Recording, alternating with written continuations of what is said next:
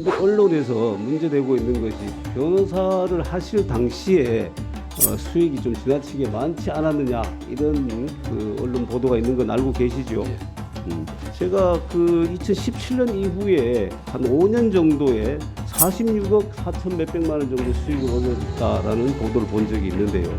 이 지금 금액은 총 매출액이죠. 예, 그렇습니다. 그러면은 그런 직원 급료나 세금 다 제하고 나면 실제 수익은 5년간 어느 정도 되셨다고? 절반 정도. 그러면 한 20억, 23, 4억 정도 되신 거죠. 자, 혹시 후보자님께서 변호사 생활 하시면서 불법적인 방법으로 사건을 수임하거나 좀 부당한 방법으로 사건을 수임한 그런 사례는 있으십니까?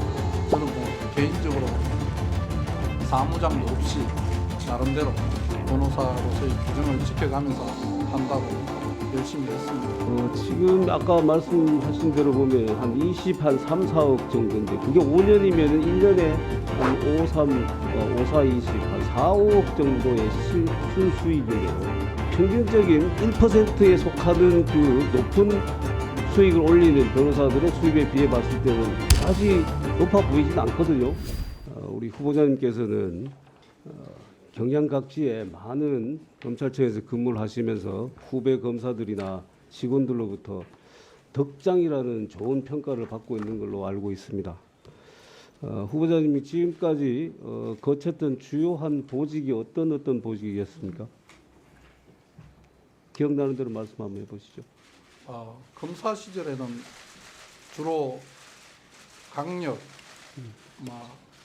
일반 형사부에서 많이 근무했고 특수부는 한 번 근무했습니다. 그리고 그 이후로 감찰 업무를 한 3번 정도 한 것 같습니다. 일산 기관장으로 한 6, 7번 근무할 수 있는 기회가 있었습니다.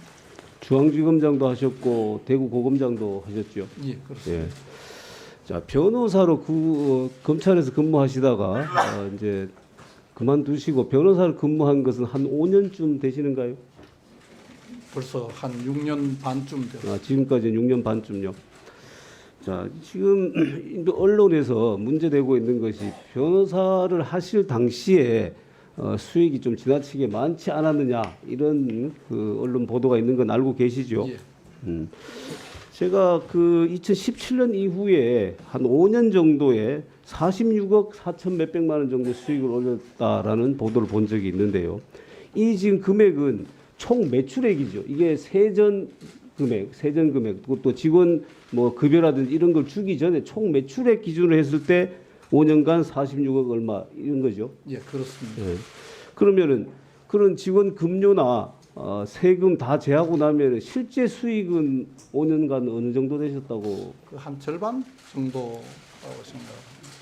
그러면 한 20억, 예. 23, 4억 정도 예, 되신 거죠. 자, 혹시 후보자님께서 변호사 생활 하시면서 불법적인 방법으로 사건을 수임하거나 좀 부당한 방법으로 사건을 수임한 그런 사례는 있었습니까? 저는 뭐 개인적으로 사무장도 없이 나름대로 변호사로서의 규정을 지켜가면서 한다고 열심히 했습니다. 부당한 선임이나 불법적인 행위를 거의 한 기억이 없다고 생각합니다. 지금 아까 말씀하신 대로 보면 한 3, 4억 정도인데 그게 5년이면 1년에 한 5, 4, 20, 한 4, 5억 정도의 순수익인데요.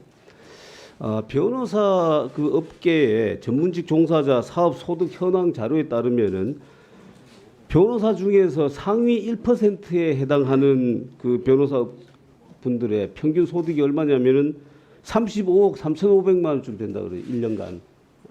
그러면 지금 후보자께서 물론 국민 눈높이에 봐서는 순수익이 4억 정도 되고 실제 매출도 1년에 한 10억 정도 왔다 갔다 한다라면은 고수익이라고 볼 수 있습니다. 그렇지만은 평균적인 1%에 속하는 그 높은 수익을 올리는 변호사들의 수입에 비해 봤을 때는 그다지 높아 보이지는 않거든요. 그리고 또 지금 우리 후보자님이 그동안 거쳤던 경력들, 서울중앙지검의 금융조세부장, 그다음에 중앙지검장 이런 경력들에 비추어 본다라면은 그렇게 과다한 것으로 보이지는 않는데 후보자님 생각은 어떠신가요?